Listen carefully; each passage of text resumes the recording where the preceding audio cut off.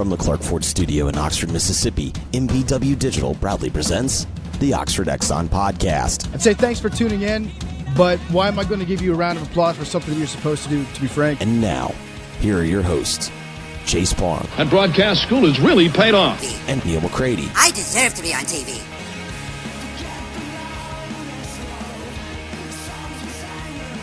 Thursday edition of the Oxford Exxon Podcast. Chase Parham, Neal McCready, Clark Ford Studios. Jeffrey Wright joining us for his weekly conversation today. We cover a lot, some snark involved, and we didn't even touch on the things we said we were going to touch on.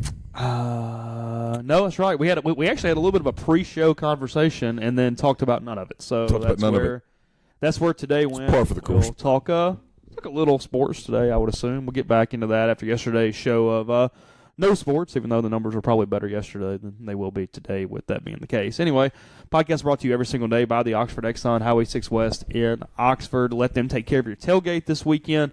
Remember, you can get 3 slabs of ribs for $33. You have quart-size sides as well, pounds of pulled pork, whatever you like. They will hook you up there at the Oxford Exxon. The Maple Bourbon Shake is at the Oxford Crystal. Stop in. Take advantage of that as well when you're on that side of town over there on Highway 6 West. They're giving a free tank of gas and a free shake to one of our costume winners. We'll point out a couple of those today on the show, even though one person, I think, cheated, and I've got to go find another winner there. We'll talk about that in a second. But anyway, that and more there on Highway 6 West. Again, coming to you from the Clark Ford studio. We are Clark Ford's in Amory, Mississippi, 662-257-1900. Call the number, ask for Corey Clark. Tell Corey what new Ford you're looking for. He'll send you a quote within 15 minutes in business hours. It's that simple. There's no haggle. There's no hassle. It's easy. Get your quote, and you know the drill. The rest is up to you. But seriously, this is how it works. You get your quote, and you decide. And when you decide to pull the trigger on your deal at Clark Ford, you know this. You're going to get a great vehicle. You're going to get great service. You're going to get delivery options, everything. Corey wants to be your truck guy. He wants to be your car guy. He'll prove it to you. And if you tell Corey that you heard about Clark Ford on the podcast, you'll save $500. Mention any of our family of podcasts. The Soft Verbal is up. The Greatest Pod in the South is up. Taping a Beer Garden this morning. So there's a lot there. Mention any of them. $500 off. Bottom line, Clark Ford and Amory. By the way, the Soft Verbal is in the Podbean for the Oxford Exxon podcast. I will need to go put it in the other one so iTunes people get it that are subscribed to the Beer Garden. But for now, it is in the Podbean. When I screwed up, I was logged into the wrong account this morning, so that is where it is. It is in the it is on the site at rebelgrove.com, and then it is in the Oxford Exxon podcast Podbean spot, which means it's also on YouTube, Spotify, TuneIn, and maybe somewhere else because it throws it all there at one time. So allow me to tell you this. Yesterday on the podcast, we talked about my most recent encounter with the ghost. Okay. I've had people tell me that I am experiencing sleep demons, and someone else told me, I had 2 people, Mobile Rebs sent me a message, told me that I am experiencing something called sleep paralysis. Says basically that you're so tired that you're in between a state of being asleep and awake. You're aware of your surroundings, but the mind is struggling to get you to wake up. And the combination can trigger what they call lucid dreams. I'm listening. A lot of times it happens because you're super exhausted. I don't know that I've been super exhausted, but I don't know. Maybe I was. Who knows? She told me to just relax. She's just having fun. It's a feeling of being conscious but unable to move. She asked me to move over, and I did. You were asleep. Hey, by the way, come out to Funky's with us tonight, 5:30 for that one. Drink and food specials, as always. Aaron Barrett is going to join us, member of the Washington Nationals, former Ole Miss pitcher as well. So we'll talk baseball. I screwed up. I am putting Neal at a table with a teammate of Bryce Harper's tonight. You really did. I did not realize it at the time. I got the text back from Aaron. He goes, "I'd love to," and I went, "Okay, great." And then here we are. So, I mean, I won't ask more than 20 questions. That's all. Only the first 42 minutes of the podcast will be Bryce Harper related. So, Aaron. What's he like in the clubhouse? Let's play word association. Yeah. Bryce Harper. Cubs. Yes. Now, actually, there's a report out this morning from one of the pretty good Cub bloggers who's pretty connected that the Cubs might not be all that active this offseason in the free agent market at all. Really? Mm-hmm. They feel a little burned. That Epstein still feels a little burned sometimes about the Carl Crawford deal in Boston, and obviously the Yu Darvish thing last year didn't go particularly well. And you can't just not participate, however, and win. So I don't know how you don't get involved with Bryce Harper if you're the Cubs. It makes so much sense. I don't know. Will make so much sense because he's one of the top 5 players in baseball. I mean, well, yeah, and yeah, we'll fix it. Yeah, it's fine. We had another screw up. It's been one of those kind of mornings, obviously. Okay. Do we need to take that down? No. Does it say the old? I don't know. I haven't actually listened to it in months. Okay. So no clue. Okay.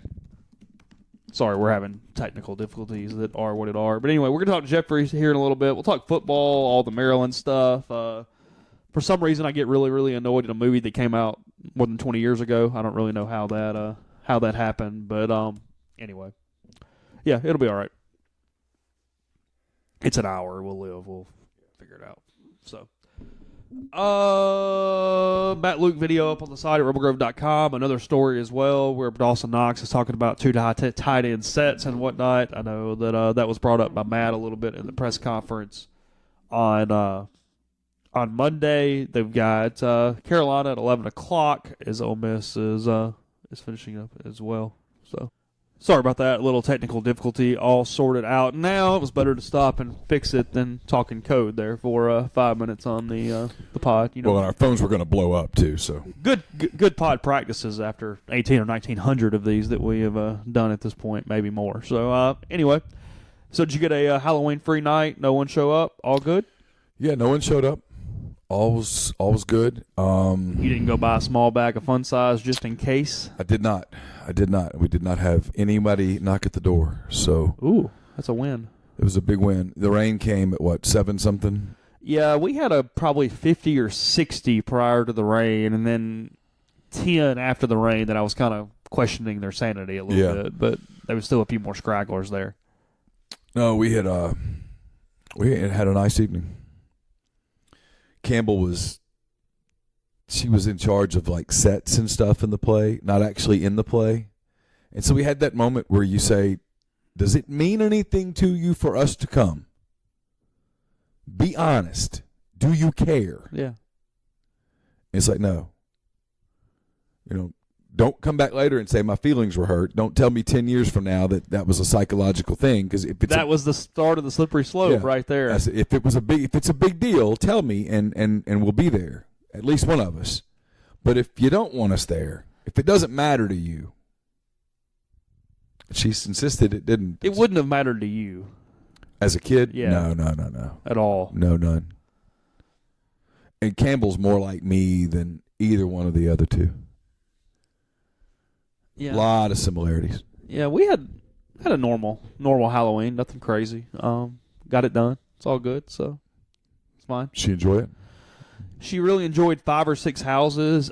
She couldn't understand the scope of we're stockpiling candy. It was more of, okay, we went to a house and got candy, so let's just sit down and eat that candy. I don't really understand the purpose past that. So after 3 or 4, there was the thought of, well, I have enough candy now. Let's stop this and let's go eat my candy. Let's go eat some candy. Yeah. So it was the continuous thing was the problem with her. But she sat in her little wagon and went around. It was all right. It was fine. So it's November the 1st now. I noticed that on Sirius XM radio, they've already there's 2 different Christmas stations that have kicked off. One with the more modern Christmas music, one with the old school Christmas music. I want the old school if I'm getting one. regardless, that's not the point. The point is it has begun. Are you now shifting into, hey, Santa's on his way? Okay, look. They do it because people listen and it works. The same reason I'm going to tell you about the way to let Master Cuts decorate your house for Christmas already is it's November 1st. I'm not being critical. I was asking a question. No, I know. That's what my point is. I understand that it is a very practical thing as soon as the calendar turns to November, and it is what it is, and we're actually going to use that service for holiday and decorating for the first time. I've never really been a big Christmas decorating person, but I'm being told that I am this year, so I'll allow them to do that for me because I have. You're being told this by someone else in your household? Yeah, I have no manual dexterity, so I'll let them do it for me. Are you doing blow-ups and such? I don't know how significant we're going yet. I gotta look, and it's Master Cuts does it, Pinnacle Trust does it. They build a box for you, so I got to figure out what my box looks like. I don't really know the answer to that yet. Because I'm always tempted every year because my wife hates blow-ups. To get a bunch of blow-ups? Hates them with a passion. And it is all I can ever do. And I'm not sure that I'm going to be able to resist the temptation this year. To get a blow-up. Because people bitch about daylight savings time. That's coming. I'm ready to bitch. Next week, though, when it's dark before she gets home, I can have the blow-ups all going. Ready to go. When she pulls into the driveway. I personally do not have the Christmas gear kick in until after Thanksgiving. That is always every year when I allow it to be festive and holiday and time to go is after Thanksgiving. The month of November is not Christmas season to me personally. I can't get there yet. I don't mind some traditional Christmas music when the time comes. It's bad music, but I kind of like it in its own little box. Put the tree up after Thanksgiving, not before. Okay. That's kind of my rule. Okay. But that's it. Otherwise, I'm all good. Okay. Thanksgiving is November 22nd this year, so a little earlier. 3 weeks from today. Yeah, a little earlier. Yeah. But nonetheless, I'm good. I'm fine there. 3 weeks from today. Your tree will go up, next Tuesday? I think if it were up to Laura, she'd probably put it up. She literally would probably put it up this weekend. Are you just in charge of getting it out, or do you have to actually trim it yourself? No, I just get it out. I'm not qualified, apparently. Not qualified to decorate a Christmas tree. That's one thing to this. If you'll intentionally be really bad at something, they'll allow you to stop because you're just making it more difficult than it would be to leave it alone. We could teach so many classes. Oh, the 8%'s nodding along and mad at us for mentioning it all at the same time. You go up in the attic, you get it down, you do it with a smile on your face. You don't bitch about it. But the first time, young husbands, that you're asked to decorate a tree, put the pretty ornaments in the back of the tree. Put the ornaments that are gaudy that you like because they're gaudy, they're no longer going to matter. Put them in the front of the tree. She'll come in and she'll go, and she'll fix it, and you'll never do it again. The other trick you could do is, look, you're going to get yelled at a little bit, but you'll never be asked to touch the tree again. Break a Radco ornament or two. Oh, that's a good point. Drop one and just have one or two of those shatter, and you'll never be near a tree again. Just understand that that's going to probably spoil your evening. So it's a lot like the people that want to know, should I be a monthly or an annual subscriber to RebelGrove.com? And I say, okay, here's the deal. If you're a monthly subscriber and the missus doesn't like it, you're going to have 12 small fights a year when that credit card statement comes in for whatever the price is, $9.99. Yep. If you do the annual, just one big fight. It's just one little more of a fight, and that fight's over for 365 days. And if you time that fight right, it's okay. Maybe you have it come in on the same day you break the Radco ornament. So then I get all my fights out of the way on one day. Now I'm risking divorce at the same time. Yeah. But if I get beyond that, I'm all good. Yeah. I've never intentionally broken the ornament. Have you not? No, never done that. Just a thought. I don't know. I mean, I'm willing to help, but she doesn't want me to decorate the tree, and so I don't. I'll help put some stuff up on the top part, but then I always don't do it exactly the way it's supposed to be done because there's a way that it has to be done, and so that before you know it, I'm out. I'm dismissed. I just get stuff down. If I get it down without complaining about it, I've pretty much done my part. So I'll announce a couple of them. I'll tell you what happened with our costume contest. I got probably close to 100 or a few more pictures and submissions yesterday throughout all the different ways that you could have submitted to that. There was an early favorite, and that held on throughout the day, and it is the winner. Second place, again, third place was going to be a young girl who had a robe on and had cats all over her as the cat lady. I laughed. I thought it was clever. And then this morning on the way to Neal's, I was talking to my mother, and she works at Tupelo Hospital. She went as a cat lady for Halloween last night. They allowed them to dress up and go, and it was a strikingly similar costume to the one that I was going to pick as the winner. And I come to find out that the picture that was submitted to me for the costume contest was on Pinterest last year in 2017. So at minimum, it's an old picture. Most likelihood, it's someone else's kid, as I would assume. So that has been disqualified. So I've got to rethink it. I've got to go look at things from a standpoint of a third place finisher. Someone cheated. It appears that way. Someone cheated on that competition. Yeah. That's what it looks like. Go get help. So, second place, and again, I will quote tweet these later in the day for the person to be identified. Go get real help. Second place is two children together, and they are Daniel Son and Johnny Lawrence, dressed up as the two Karate Kids. That's good. People, I was like That's it. good. And then I asked some people. Jeffrey was involved with this last night. You've never seen any of the movies, so you didn't qualify. The winner that lasted the entire day was a kid dressed up as Pennywise from the movie It with the red balloon. It's kind of creepy, frankly, and that one was the clear front runner with all the people that I had asked to help out with this yesterday. So good. Our winner is Pennywise from It. We'll have whatever prizes we find suit as the day moves on, and we'll go from there. But anyway, and I will name a third place finisher. I just had it already figured out, and then my plan got spoiled a little this morning, so I'm having to reevaluate. It happens. I think I know the next person, but I need to re-examine for a moment before we announce that. So anyway, thanks for everybody for participating, for hanging out and doing that. It was fun. I haven't seen who Gabe picked as the Missouri winners yet. Might have to compare them. But yeah, I haven't looked yet. Have you not? Nope. You know, we always talk about the Ole Miss standpoint of this game this weekend. And I did some South Carolina podcast stuff yesterday. I answered some questions on their rivals board today. They have 2 games left they're going to win. They've got a 1AA game or something left. They've got a game against Marshall or someone on December 1st because it was flooded out or whatever, rained out earlier in the year.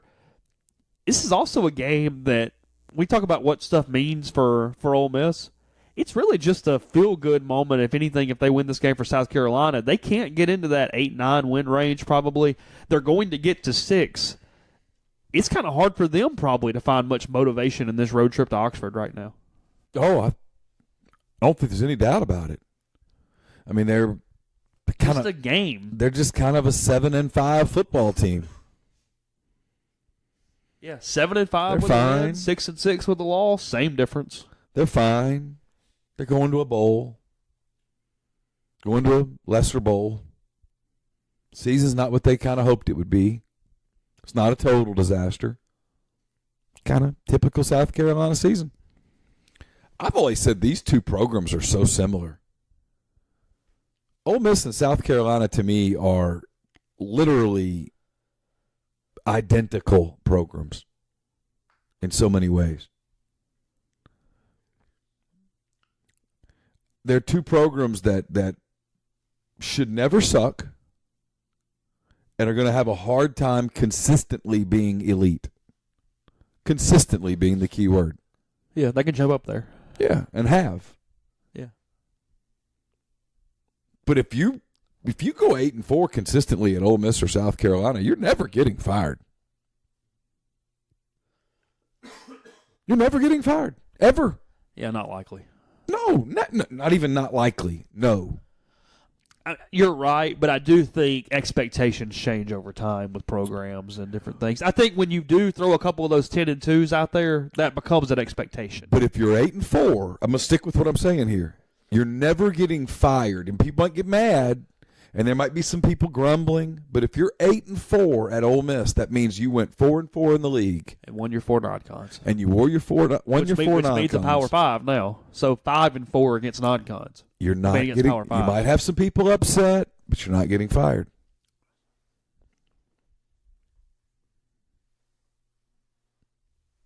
Just not. You're 8-4 at South Carolina's not getting fired. South Carolina has more angst these days because of what Clemson is doing and what Florida and Georgia are about to do. Sure. It changes the job because you have to play those teams every year. And your neighbors that are Clemson people are becoming quite obnoxious, probably. Sure. So it's a deal. I don't know. Just that kind of struck me yesterday as all the different things about Ole Miss going on, and I looked at South Carolina and thought, yeah, it's sort of just blah for them. They kept talking about sort of a dud season. They had such high expectations after giving the analytics people credit. A lot of them said, hey, look, they won a lot of close games last year. They're probably not going to do that. They don't play as well as the favorite as they do the underdog. It's the equivalent of the baseball team that wins a whole bunch of games and their run differential doesn't really Orioles support it. A couple years ago where you looked up and went, hell no. So you won 42 one-run games. Oof. It's going to be hard to pull that off again. Yeah, when you win 24 next time. Yeah, it's why, you look at BABIP on baseball. Those numbers, if they're funky skewed, there's a reason. You're coming back down to earth. Or if you're in a deep slump on that, but you're hitting the ball hard, you're probably the hits are coming. It's just the way it works out. Yeah. Get to Jeffrey in 1 minute on the show as we cover a lot of topics with him, football and college sports related. Before we do that, I'll tell you all about what I was mentioning a second ago with Mastercuts. Let them offer a variety of outdoor Christmas decorations that will transform your house into a festive staple of the neighborhood. Everything from lighting a garland to inflatable characters, as Neal's talking about. Whatever the vision may be, they'll help you set up a custom display unique to your home. The best part's all the decorations you pay for, you'll own them. They'll either keep them for you and store them until next year or let you store them yourself. The option's yours, so get a free quote and set up a tradition for years to come with Mastercard. 662-607-7773. We had a little snag, but the Soft Verbal podcast presented by Dead Soxy is up. Go try Dead Soxy. DeadSoxy.com, DeadSoxy. If you don't love them, Dead Soxy will refund your money, and you'll keep the socks. It's a 100% money-back guarantee. See if they stay on. See if they stay soft. See if they're the best dress sock you've ever worn. They're made from bamboo. They are premium socks that stay up.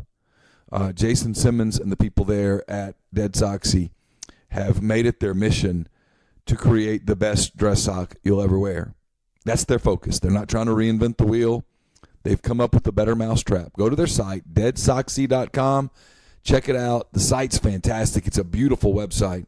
The product's great. There's a lot of variety of choices. They've got the no-show socks. So check it out. Enter promo code Rebel Grove at checkout, and you'll save 25% off your order from Dead Soxy. The podcast is also brought to you by Pinnacle Trust. Pinnacle Trust is based in Madison, Mississippi. It represents clients in 24 states and has advisors in 3 states. It was founded in 1997, and Pinnacle Trust provides detailed, specialized investment management, financial planning, retirement planning for individuals and businesses, and much more. At Pinnacle Trust, investing is treated like a commodity, and decisions are made using objective information and research, not emotions. So regardless of your level of wealth, Pinnacle Trust will sit down with you, listen to your goals, study your expenses, and put forth a comprehensive, detailed financial and retirement plan. Cookie-cutter financial planners don't do that. They throw you into a preordained slot. Pinnacle Trust builds a box for you. They listen to you. They come up with your plan, your goals, your dreams, put all that into a system and make it work for you, just for you. Go to pintrust.com, PINNtrust.com. Mention you heard about Pinnacle Trust on the podcast. You'll get 10% off your first year's fee. The podcast is also brought to you by the Westin Jackson Restore serenity to your soul. Visit Soul Spa. It's the ultimate luxury spa experience in downtown Jackson. Indulge in personalized massages, signature facials, soothing body treatments, and much more on their extensive spa list. Escape from the everyday and rejuvenate yourself today in their luxury spa. And the podcast is brought to you by John Edwards of Regency Travel Incorporated in Memphis. Whether you're thinking about that golf trip with the guys, you're thinking about that big anniversary trip that you're trying to plan, maybe you're planning to go to St. Andrews, maybe you're just wanting to take a romantic trip to Paris, to Europe, maybe you're already thinking about spring break and those resorts in Florida or the Caribbean, the cruises, whether you're maybe thinking about this being the next summer when you go to Scotland or Ireland and play those golf courses you've always dreamed of playing. Now's the time to get in touch with John. He's a part of Virtuoso. It's a worldwide network of travel partners, allows him to supply his clients with added values and unique benefits that are simply not available to other travelers. I've told you how this works. So let's say that Chase and some of his buddies are thinking about going to Scotland and Ireland next summer to play 6 days of golf. They call John and say, all right, we got 6 days. We've got X amount per person. What can we get for that amount? What can we get on that schedule? If Chase tries to do that on the internet, and Chase is pretty good on the internet, he's not going to find all of the choices, all of the amenities that John can find for you. So call John, tell him that, see what he comes up with. 901-494-3387. You're not under any obligation until you book your trip. It's J. Edwards at regencytravel.net. First-time clients save $50 off their first booked trip just by telling John you heard about Regency Travel on the podcast. Jeffrey Wright now on the Oxford Exxon podcast. Jeffrey, good morning. You and I talked a little last night, but we weren't really discussing plans. What does the 30-year-old with the girlfriend doing Halloween now? Not exactly the college days, I would assume. I got to be careful because she listens. Okay. I was even to your guest appearances, huh? Yes. Well, that's how I guess she more or less figured out who I was from this. Okay. So look at us. Just the little podcast that could, and we've spurred love and also look at us. It's amazing. Hater walks in love. So was she listening anyway? Like, was she part of our 4%? Yes. No. Yeah. Wow. She was. No.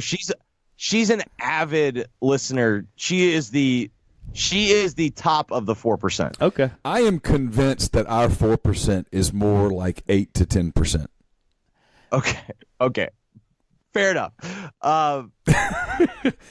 Don't take. But are we counting the passive listens where the husband's listening in the car and the wife just hears it over osmosis? She is one of your download numbers. Gotcha. She has ears. Yeah. She has. No. But I mean, like, she actively downloads. Like, she is a subscriber, not to the website, of course. Yeah, but the podcast. That's fine. But yeah, no, she. Listen, if every podcast subscriber was a website subscriber, we would not be sitting here right now. No, we would not. I'd be on an island. Y'all would be doing backstrokes in cash. There's no question. God, I'd be so rich. So anyway, go ahead. Sorry. Yeah. Hey, Jeff Ketchum, suck this. Oh, God, that must be awesome. So she had like a work girls' night thing. Ooh. Where they all went over to someone's house, and then they were going to hand out candy. But then also, just a quick shout out to God. It was a torrential downpour last night in Memphis, like thunder, lightning, everything. So I only saw 2 trick-or-treaters. And then other than that, Carly and I cooked dinner. Anytime Carly heard a fart in the wind, she went berserk. Halloween, not a good night for my girl Carly. Yeah. That's up there with New Year's and 4th of July. Yeah. And at least on like New Year's and 4th of July, every dog more or less is not having a good night.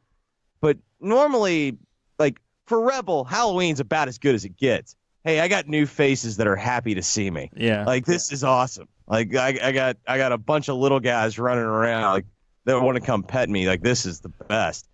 For Carly, like, that is like her just nightmare. So that wasn't great, but the truth is, just because of the weather, there wasn't a ton of trick-or-treating. So I had some action on. I also had, I was kind of flipping back and forth between Derrick Rose, the ghost of Derrick Rose scoring 50, and What was that? man, I don't know. I guess that is, yeah, I guess that's why everyone kept signing him. You know what I mean? Like, everyone kept thinking like that he still had something like, because scoring 50 in the NBA, I mean, like, yes. Yeah, come on. Like, is that the mark of someone still being an elite player? It's like, well, no, but not everyone's out there scoring 50. Like, I mean, there's a bunch of really good NBA players who've never had 50. yeah, I don't think Marc Gasol's ever had 50. I mean, think about that for a minute. I mean, there are a bunch of really good NBA players that have never put 50 points on the board. I'm not sure Mike Conley has ever had 50. I'm not sure Paul George has ever scored 50. I mean, you're talking about elite scorers. Yeah, let's see. Paul George probably has, but not much. Mike Conley's is 38. Okay, who do we say? Mike Conley, Paul, let's see. Paul George. 42 for Marc Gasol. And then Paul George. Let's see. He may have done it back in Indiana once or twice. I would have thought Paul George would have a 50-point game. Let's see. But it's creative from Derrick Rose to go dressed up as old Derrick Rose on Halloween. That's winning. 48 for Paul George. 48. 48. That's what I'm saying. Yes, to score 50 points. Do you know he signed with Pepperdine? No idea. Yeah, it seems like I read that he signed with them, and then he ended up at Fresno because the coach left or something. So, for everyone out there that wants to think the NCAA just targets Ole Miss, Pepperdine at one point had Paul George. They were going to have like 3 NBA guys, and then they had Klay Thompson's brother, Michael Thompson, also my first Facebook friend. What up, Mike? Klay was a freshman, I believe, at Washington State, and Klay was transferring in to Pepperdine. And 3 months later, the coach was fired, and they heroically sat out the next postseason. And Pepperdine got hammered with the baseball thing too. Like, they've actually been sort of a target for some reason. That's why I want to know. I want to know what Vanderbilt does. I want to know how they justify it, because Pepperdine tried to take the same model, and they were on probation within 18 months. And Rice is taking a very similar model now and is getting applauded for it. Like, I don't get it. So what are they doing differently? Yeah, I don't know exactly how Pepperdine was doing it, so I don't know. I have no clue. But that's not my question. My question is, why is Vanderbilt doing it and getting applauded, and then Pepperdine tries it and then gets put on probation? I mean, the general basis of Vanderbilt is that they offer it to every academic person. It's just a case-by-case basis depending on finances. And it's convenient. Because it's private, they have a very, very easy sliding scale to make sure the kid that throws 94 gets qualified. It's convenient. Okay, well, I know you find this hard to believe, but it turns out the little school in Malibu, California, it's not a public university. Yeah, I'm amazed. Yeah. So I don't know. No idea. I get it. Like, that's the thing. Like, I don't know why Vanderbilt can do it and then we couldn't, but not so much. I think there's also, I think even like, when people think that like, oh, the NCAA has an agenda against like the little guys, like I even think like there's a difference to them between Pepperdine and Vanderbilt, and they're going to look the other way to Vanderbilt and not Pepperdine. But, I mean, football-wise, they've typically hit power programs. USC, Alabama, Miami, Penn State. I mean, Ole Miss to an extent. I mean, you know what I mean? Well, they've hit investigators have. Yeah, right. That's what I mean. I don't know. It's a fascinating question because at the end of the day, it's business. And whether or not they want to say it, they are protecting their biggest brands. So I don't know. Like, the NCAA benefits from Vanderbilt having all those dudes playing professional baseball and getting all the World Series plugs. There's no doubt. Right. So I don't know. I mean, that's kind of also their other issue. They're also incompetent.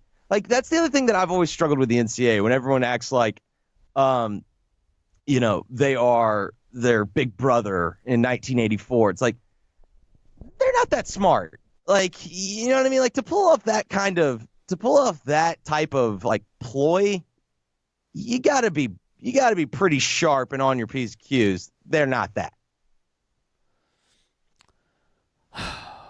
Yeah, we'll have plenty to talk about with this probably next week. So wait, are they waiting or what? What? Why? Like, why is this taking so long? They're still within their 110-day window of what, like, without some reason they have to send it out. And what was it? What was the sanctions? When they announced the sanctions after. What, there was one that they waited outside the window, like they waited till after the Egg Bowl. Which one was that? Yeah, it was the final document. It came out like December 1st or something like that, right? Yeah, because it was after Luke had been officially announced. Yeah, it was like the first couple days of December. But then you got to realize, because of the way this stupid red tape stuff works, the actual appeal wasn't filed for a little while after that. It took a bit to get there. Okay. Yeah. I'm just so they are within their. Okay. Speaking of other great PR schools, what up, Maryland? It has to be a legal thing, right? They had to reinstate him. Like, that is the only explanation that makes any sense. It's the only explanation. Yes, that's the only thing that makes any sense, other than they're just all complete and utter morons. And what would the legal thing be? Was it Jordan McNair? The father was on Sports. But everybody knew as soon as it happened, they had to fire him, and it was going to be the PR mess that it was. This did not take. No, you didn't see the Maryland 24/7 site said in a shocking development. In a shocking development. The Maryland rival site just hasn't even tweeted about it. They're apparently in just freaking mourning. For people who think I only make fun of the other. The competition? Yeah. Jeez. No, so Jordan McNair's dad was on SportsCenter, and he kind of alluded to the fact that that part of the decision, like, that it was even explained to him that there were like logistical legal reasons for why they did what they did. Like, I really find it hard to believe. I truly do. I find it really that hard to believe that when you had a report that said you are responsible for a young man dying, I find it really hard to believe that a group of adults all came to an agreement from a majority perspective that we got to keep this coach because it just matters too much. Because he didn't have a good enough record. Like, there's no reason. A guy that went 10-15 and was doing stupid stuff off the field himself. Look, I hope you guys are right, but they made a statement on the day that they reinstated him that there would be no third chance. Right. I still think that was all legal stuff. I think to me, everything that they did, and I read Michael McCann's piece before it was even updated with the firing. Everything that they did felt like legalese. Take a break in our talk with Jeffrey. Tell you about things going on in Oxford this weekend, in addition to Ole Miss and South Carolina at 11 a.m. Eric Bullard's on Thacker Mountain Radio tonight, 6 o'clock, in front of Off Square Books. Oxford Floral's Christmas Open House is today as well, a very highly sought-after event. You've got Ashley McBride at the Lyric and a lot more going on. You can find the full list of events at visitoxfordms.com/events. And the rain's going to be out of here by tomorrow afternoon. So take advantage of the final double-decker bus tour before Ole Miss football games this season. That's at 2 o'clock on the square. You can go and get the full tour of Oxford on the double-decker buses. So plenty to do, plenty to eat, plenty to see, all with the city of Oxford. It's visitoxfordms.com. Podcast also brought to you by Grenada Nissan. If you're in the market for a Nissan vehicle, Grenada Nissan's the place to go. They've got a complete selection of new and previously owned Nissan vehicles, great deals on leases as well. So if you're in the market for a Nissan vehicle, you owe it to yourself to check that out. It's GrenadaNissanUSA.com. Podcast also brought to you by Harry Alexander. Harry's an Oxford-based RE/MAX legacy realty agent. Harry's been in Oxford more than 4 decades. No one knows the residential and condo market in Oxford better than Harry. Go to his site. He'll prove it to you. HarryAlexander.com. Click on the Properties and Neighborhoods tab, filter through by what you're looking for, and then send him an email, ha@harryalexander.com. Podcast also brought to you by Oxford University Bank, OUB, locally owned and operated right here in Oxford. When you deposit money at OUB, that money and the vast majority of the bank's profits go right back into the Oxford community.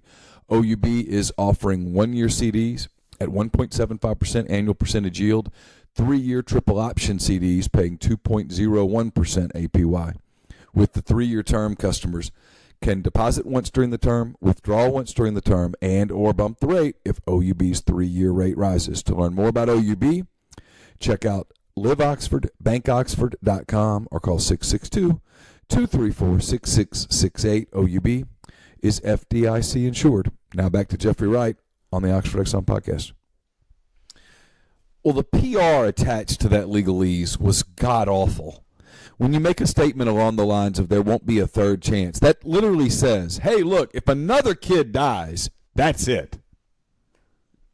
Right. There's no question that they, I'm not even remotely acting like they didn't blunder it. But to me, it felt like they had to reinstate him for some type of legal reason.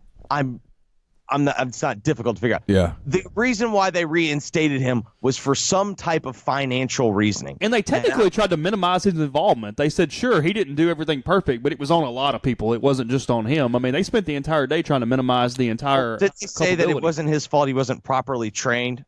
I did not see that. Well, they just said that to pin it all on him was wrong. And no one is pinning it all on him. People were pinning it mostly on the strength coach who got $300,000 to go away. As I've said many times here on this particular Potato Log podcast, I've said for a long time, there's a college major out there that needs to be formed. It's just called hand raised person. Yeah.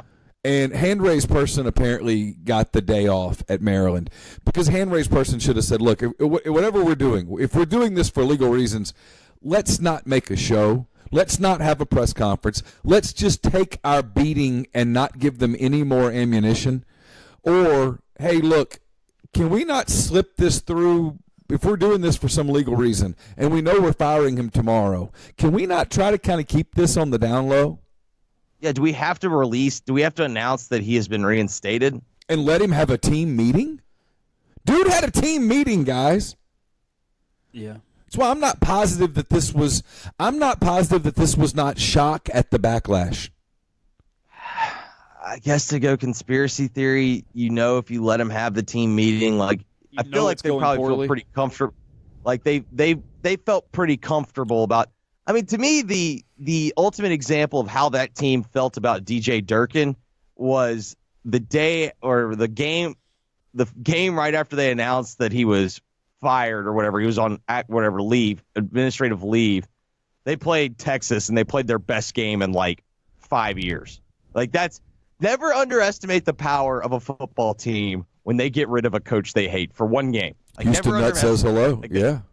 Like that. So, and they're interviewing all these kids. So perhaps they knew hey, if we let him go do that, if we give him enough rope, he's going to hang himself. I think that was maybe their hope, and that maybe then they can fire him with cause. To me, this all boils down to they don't want to pay him whatever, $7 million, whatever they're going to owe him. That's what it boils down to. The hand raise major could literally just be case studies and every class being a little more difficult and a little more difficult and a little more difficult of when to raise your hand and how to just be somewhat competent. That's all it is. Hand raised person is in College Park and just at some point on Wednesday, Wednesday, going, no, we can't do this. Nope. I'm doing my job right now. My hand's up, and no. We got to go back to a different drawing board because the what we're talking about doing right now is going to get us absolutely reamed in the public. We can't do this. A kid died. Period. A kid died. He didn't die of a heart condition. It was a completely preventable death. There has to be accountability. Speaking of accountability, did y'all see Urban Meyer's been dealing with more health issues? Yeah, it's a shame. Really, it's. Why do bad things happen to bad people? Oh boy. I hate it. Hate that he's having his memory issues on the sideline. So, do we think these health issues are related to USC? Do we think they're related to perhaps the Packers being done with Mike McCarthy to the Browns? I mean, what are we? Let me say this, because if I'm hand-raised guy at any college, and Urban Meyer's name pops up, my hand goes up. Nope, can't do that. Can't do that. I don't care how good he is. We can't do that. Now, if Urban Meyer wants to try the NFL thing, go for it. I don't know that he's a good enough coach, honestly. But go for it. The NFL is about there's actual coaching in the NFL. Yeah, the college game's about who can go out and buy the most players. I mean, recruit the most players. Right, and who can get them to play the hardest and play the smartest and the most organized. There's no question about that. Yeah. 120 college programs would hire Urban Meyer tomorrow. Oh, I don't know. Yes. 100. On the heels of this deal? Yes, 120. Huh. Well, I mean, playing your theory out in Hill, Maryland didn't fire DJ Durkin. Yeah. 120. They were. You really think that? I absolutely believe that, yes. Jeffrey? I mean, 120 feels high, but then again. Okay, 95, whatever. All right. Well, no. I mean, let's try to. Okay, who wouldn't hire him? So the only ones I know for sure. A couple schools with coaches they think are better. That's the main. Well, no. I don't think Florida will ever hire. Well, okay, under fair any enough. Yeah, okay. I don't think they'd ever hire Urban Meyer. Fair enough. Alabama, Florida. I think that's it. Would Georgia hire him? Oh no, not today. A&M. No, I'm saying say Kirby took the Browns job. I'm not saying that he would, but I mean, just saying, for instance, like that Kirby left. Would Georgia hire? Georgia's really enjoying the post-Mark Richt era right now, so let's not completely rule it out, guys. Completely agree with you. I think Georgia has. I think they've been given that drug, and yes. I don't think you can just stop them cold turkey. No, they're the meme of the dude itching for the more coke right now. Like they got to have it. So they're Tyrone Biggums right now. Yes. God, I'd hate covering Urban Meyer. He would hate me so much within 5 minutes. Well, everyone hates you within 5 minutes. Well, that's true. Well, that's because the difference. It's a different messaging that occurs. I could see the pact. I think Chase is closer to right. He's out to get you. He's out to get you. I am right. Be careful. It's almost everyone. Yeah, I think Chase is closer to being right. There'll be a few holier-than-thou schools that can't do it, right. But not many. I think Vanderbilt hired James Franklin. Yes. And then sort of kind of protected him during the rape thing. Yes.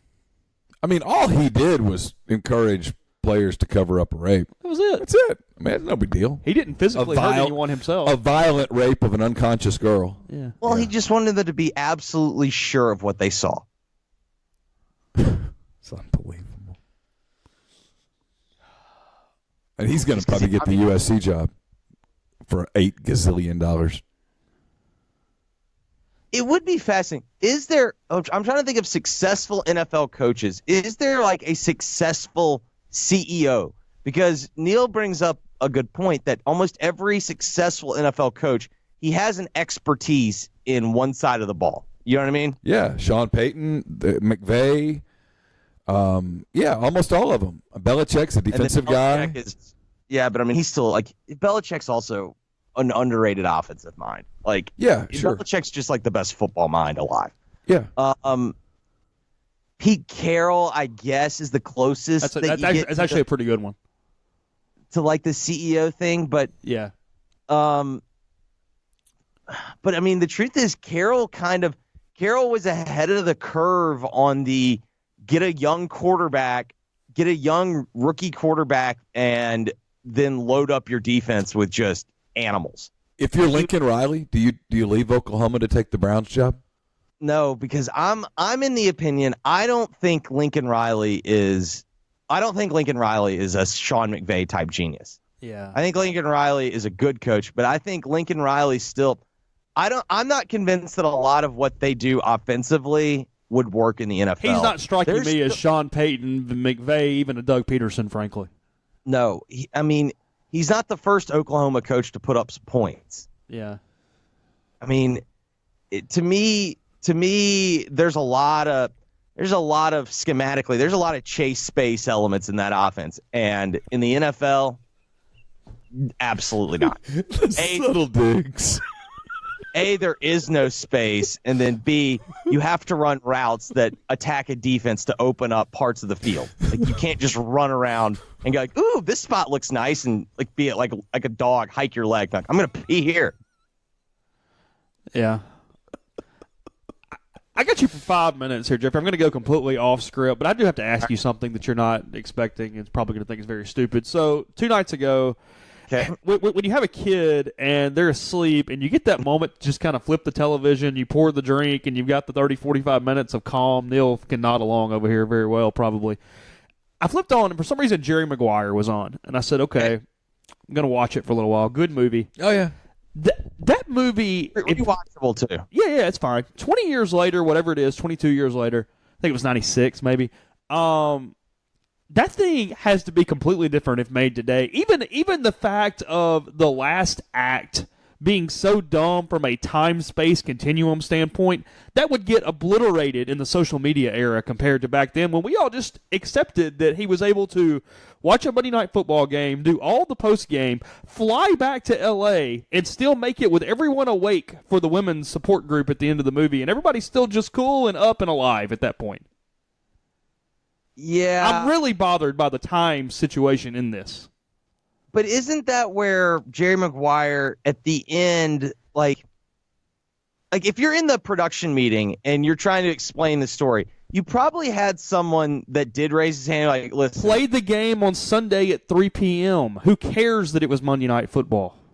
Right, but that's a 7 o'clock. That's a 7 o'clock kick in Phoenix. It's so a 10-15 game. It's over. I'm trying to see the studio that made it. I'm presuming he does all the press stuff with Rod, hugs him, all that stuff. Yes, you got to get to the airport. Epiphany moment has to get to the airport from Sun Devil Stadium. So fly from Phoenix to L.A., which is an hour in the air. He's going to gain an hour. I don't care about that though. And then right, but I'm trying to see which studio produced that women's support group is still going on at 12:30 or 1 a.m. minimum. Well, they hated men, and so they might have just been going. All awake, 1 a.m., just on a Monday night. It's possible. I'm betting that whatever studio made it, they had some type of that. Whatever studio paid for it, there was some type of financial agreement with ABC. Like they were like a parent company or a parent company's parent company. Well, because they show Deerdorf and them a lot in that movie. Right. Yeah. I'm presuming that there is some tie-in between ABC and the studio that paid for it, so therefore it had to be Monday Night Football. And then I also think there was the element of, all right, guys, it's a romantic comedy. Yes, that's where I was going. The last scene. But it's the same movie that tries to worry about salary caps and stuff. You can't do that for the whole movie and then go, forget all that. The last scene is directed at women.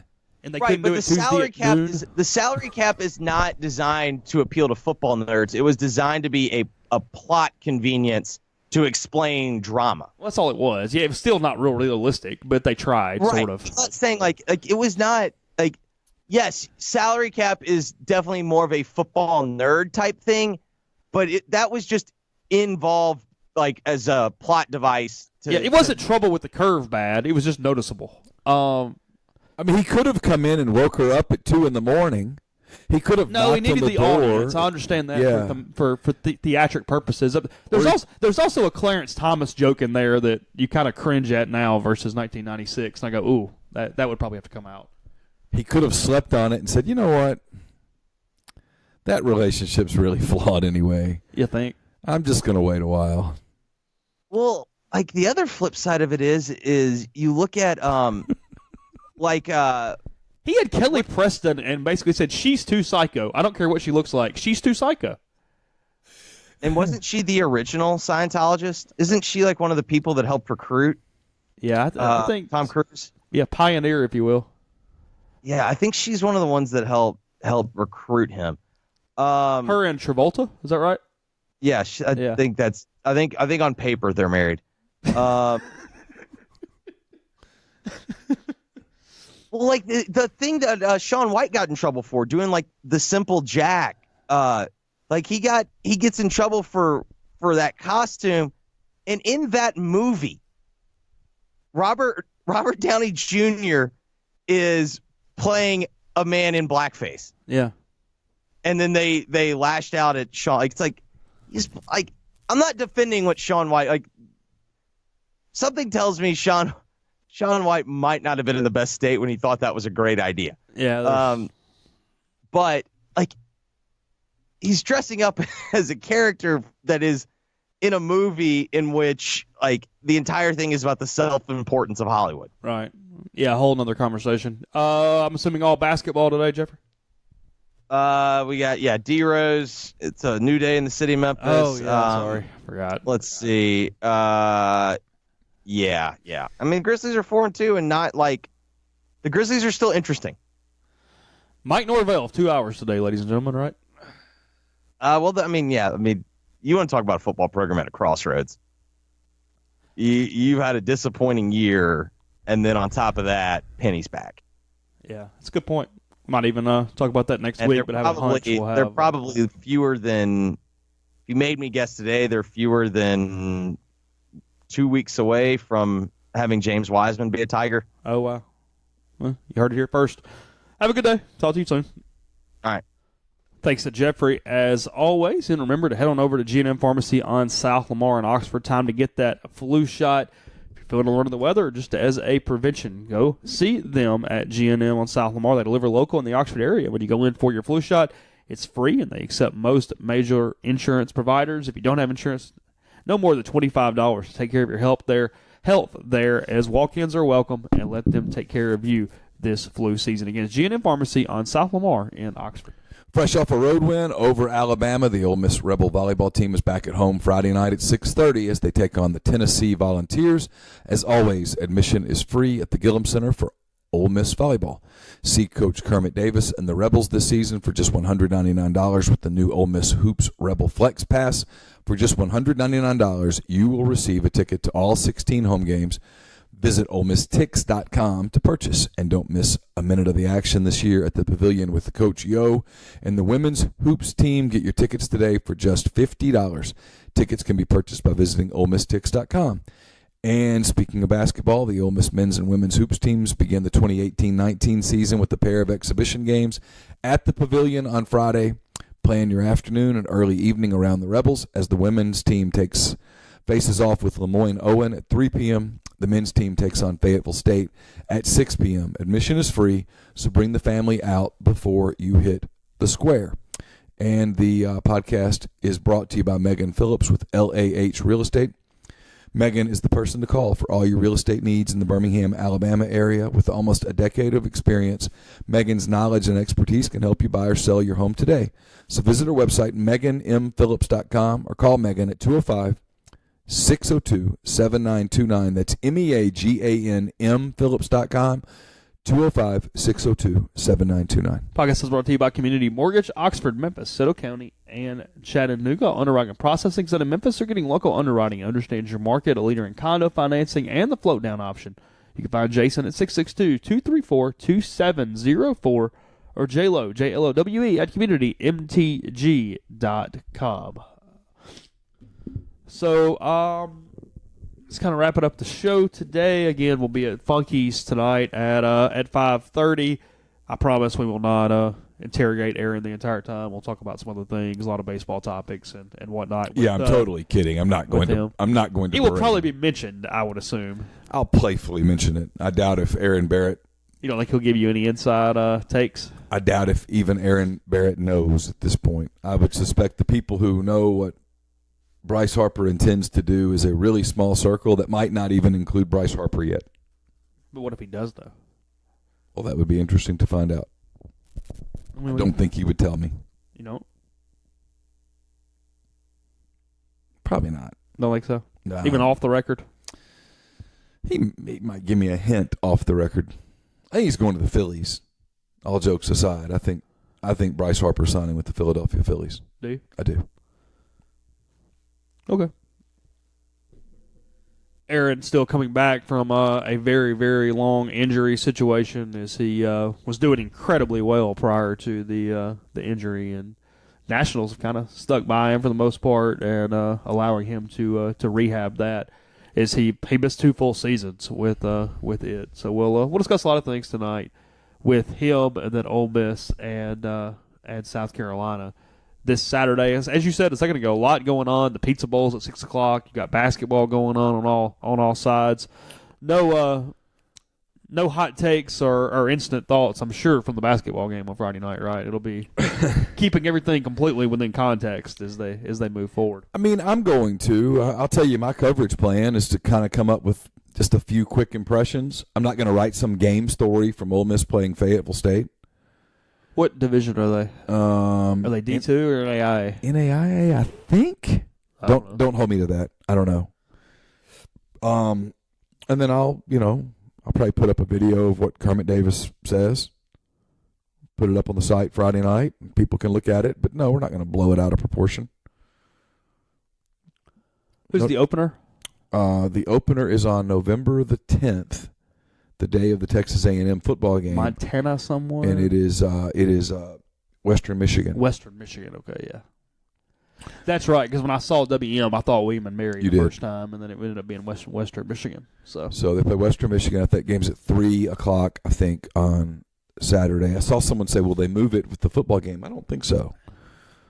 Even though it's an ESPN3 game, the fact that the football game is in Texas, I don't think they'll move the basketball game in Mississippi. Probably not. Because Western Michigan has made travel arrangements. Yeah.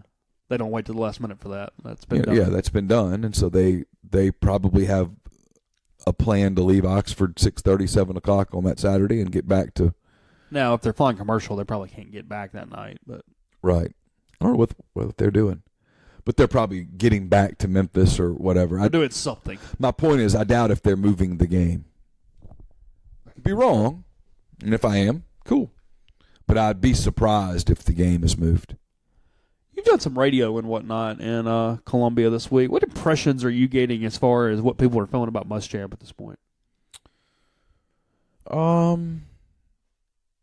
little frustrated. Not bad. Not hot seat or any of that stuff. But I think they expected more. Something else, yeah. They expected more. I think. Because they're freaking lucky to be as good as they are. It's funny. They won the Missouri game. Yeah. The way that Ole Miss fans have kind of not been able to let the Southern Illinois game go.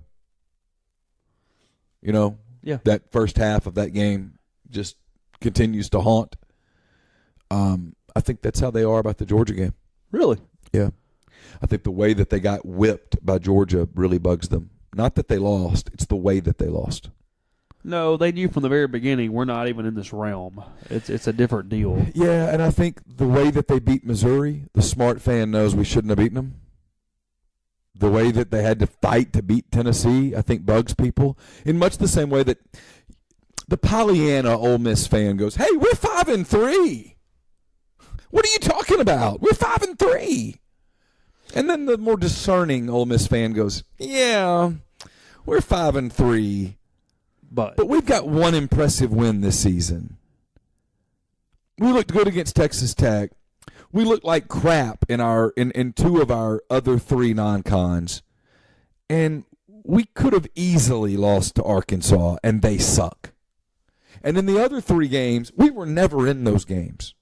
That's what the discerning old, and so the South Carolina fans are saying, well, it's a really interesting game in that it might literally, as cliche as this is, come down to who wants it. I haven't looked. I'll input them a little later today. Did you go back and forth, or did you have to give your pick away, but did you stay pretty consistent with your pick all week? I stayed consistent with my pick all week. I don't mind giving it away. I got to see something from Ole Miss at some point that shows me that they're better than what I think they are. My problem with Ole Miss, Chase, and I'll be quick. I'm pulling this off the SEC stats. This is the number that I have a hard time getting away from. If I can find it. There it is. My problem with Ole Miss, and I realize that stats are funky, Ole Miss is giving up 497.8 yards per game through 8 games. Do you have that per play since they're on the field so long compared to everybody else? Let me see if I can find it. I don't know that I mean, it's not good, I know, but I'm just curious. No, it's a little more context. It's a good point. Because I think they average 83 plays a game defensively. That's what I wrote in something yesterday. And you might not with having to go online. I don't know. Here's some stats, though, that get away from even plays. Third down conversions, opponent third down conversion, Ole Miss is 12th. Opponent first downs, Ole Miss is 14th. You're giving up first downs. It's one of the reasons. They've allowed the most red zone drives of any team in the country. Red zone defense. Their actual red zone defense is not bad. Yeah, they're actually it's just fifth. It's every drive gets to the red zone is the problem. Their actual defense in the red zone is pretty good. Honestly. Ole Miss is 4th in turnover margin. Yeah. I mean, they've done the little things well. This is what's funny about this. And we're going to go in a second, but I think this is kind of relevant. We always talk about the mismatch stuff and the offense and the defense not matching up with Ole Miss. And the offense's movement is forcing these 83 plays in a lot of ways to some extent. Ole Miss is doing the two things defensively. Credit to the players in Wesley McGriff here despite all the injuries. Going into the season, they said, okay, this team has got to cause turnovers and just make them kick field goals. They've done that. I know. They have done that. They have forced turnovers, and when they get to the red zone, they're pretty competent down there. It's just that they're getting so many drives, and the opponent has the ball for so long against a team with no depth that every freaking possession feels like you have to hold serve, and then every possession feels like, well, this thing's going to get inside the 20, and we're just seeing if the other team's going to get 3 or 7 as we move forward. Yeah, I picked South Carolina because the line's so small. And I just can't get past the total defense numbers, scoring defense numbers, the rush. The other one, too, is the rush defense. Ole Miss is 14th. I think South Carolina's going to run the football. Everybody does. But you're right, and I don't think McGriff gets enough credit for it. They have somehow, because it could be so much worse, they've been competent defensively in the red zone, and they've been fairly good about creating some turnovers. Otherwise, this is a nightmare. I know it's always a duh thing to say, but tackling even more paramount this week, too. South Carolina averaging 3 yards per carry after contact as a team this season. Yeah, and you don't have to be a genius to know what South Carolina is going to try to do. They're going to try to get isolations. They're going to try to get one-on-ones. They're going to see if Ole Miss can tackle better than what Ole Miss looks like on film. Right. So, all right, Funkies tonight to close out our week of podcasts. Come join us. We'll have a good time with Aaron. We'll lighten the mood a little bit and get you prepared for Ole Miss and Carolina, 11 o'clock on Saturday. Talk to you later.